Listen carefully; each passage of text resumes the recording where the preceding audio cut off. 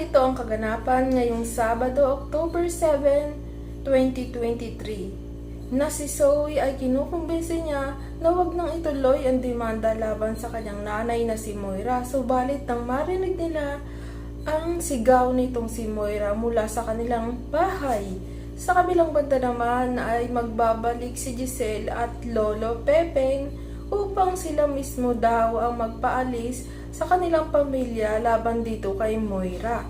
Samantalang narinig naman ni Doc RJ ang pag-uusap nitong si Doc Carlos at si Doc Lindon. Kaya naman bigla siya nagsalita na meron bang karelasyon itong si Moira at itong si Carlos. Paano naman malulusutan nitong si Carlos ang pag-uusap nila ni Doc Lindon? Abangan natin ang mga susunod na kaganapan sa abot kamay na pangarap. Maraming salamat mga kapart!